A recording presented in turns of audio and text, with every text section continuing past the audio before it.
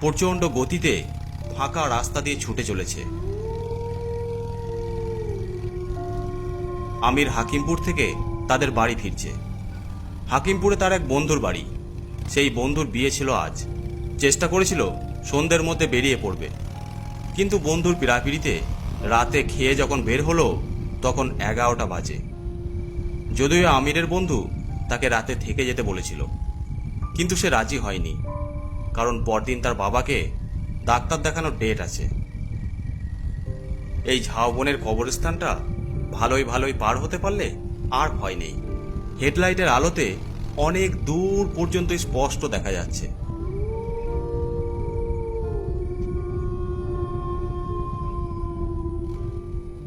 হঠাৎ হেডলাইটের আলোতে দেখতে পেল কবরস্থানের গেটের সামনে একটা মেয়ে দাঁড়িয়ে আছে। হাত তুলে আমিরকে বাইক দাঁড় করানোর জন্য ইশারা করছে। কি ব্যাপার, এত রাতে এই মেয়েটা কবরস্থানের গেটের সামনে কি করছে? আমির বাইকটা মেয়েটার সামনে দাঁড় করালো।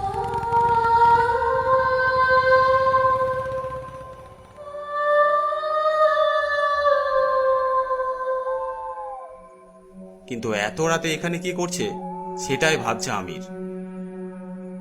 বাইক দাঁড় করালেন কেন? কি দরকার বলুন? আপনি তো বিরামপুর হয়ে যাবেন, আপনি কি আমাকে সামনের ওই 3 মাথার মোড়ের কাছে নামিয়ে দিবেন? আপনি এত রাতে এখানে কেন এসেছিলেন? আমার বোন অনেকদিন ধরে অসুখে ভুগছিল, আজ সন্ধ্যায় হঠাৎ মারা যায়। কেন, কি হয়েছিল তোমার বোনের? আর তার জন্য আপনি এখানে একা দাঁড়িয়ে আছেন কেন? আমার বোনের আগে করোনা হয়েছিল, কিন্তু তারপর ভালো হয়ে গিয়েছিল। তাই মারা যাওয়ার পর কেউ আমাদের সাহায্য করতে আসে নাই। এজন্য আমি বোনকে দাফন করার জন্য নিয়ে এসেছিলাম, কিন্তু এসে দেখি কবরস্থান বন্ধ। তাই আবার ফিরিয়ে নিয়ে যাব। এই কথা শুনে আমিরের গায়ে কাঁটা দিয়ে উঠল, কলকল করে ঘামতে লাগলো।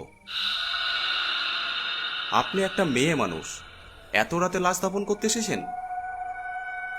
না, আমাদের বাড়িতে কোনো পুরুষ মানুষ নেই। আমি আর আমার বোন থাকতাম, এখন বোনও আমাকে ছেড়ে চলে গেল। আমি একা হয়ে পড়লাম। আমার তো মনে হচ্ছে মেয়েটার অন্য কোনো মতলব আছে। নিশ্চয়ই কোনো ফন্দি ফিকির সাজিয়েছে। আপনার বোনের লাশটা কোথায়? ওই যে ওই গাছতলায়। গাছতলায় তাকিয়ে দেখলো মাঝারি সাইজের একটা লাশ কাফনে মোড়ানো। আমিরের কেমন অস্বস্তি হতে লাগলো। ওর বারবার মনে হতে লাগলো এটা ওই মেয়েটার কোনো ফন্দি ফিকির। আমায় মাফ করবেন, আমি আপনাকে আর ওই লাশটাকে সঙ্গে নিয়ে যেতে পারবো না। এই শুনশান গভীর রাতে একটা লাশ সহ একটা অসহায় মেয়েকে তুই একা ফেলে রেখে চলে যাচ্ছিস? তোর মতো ভীতু কাপুরুষ আমি দেখিনি। আমি তো বলেছিলাম বিরামপুরের 3 মাথার মোড়ে নামিয়ে দিবি। এখান থেকে তো বেশি দূরে নয়, তাও পারবি না? না, আমি পারবো না, আমাকে ক্ষমা করবেন। বেশ, যা। তবে এর ফল কিন্তু ভালো হবে না। সামনে তোর অনেক বিপদ। যা, চলে যা।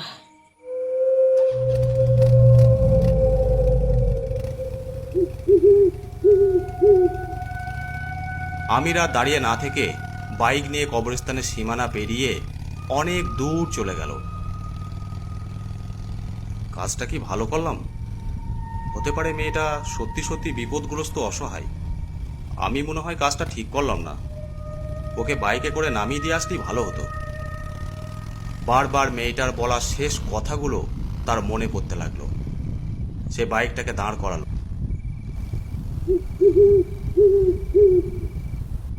তারপর বাইকটাকে ঘুরিয়ে আবার কবরস্থানের দিকে যেতে লাগলো।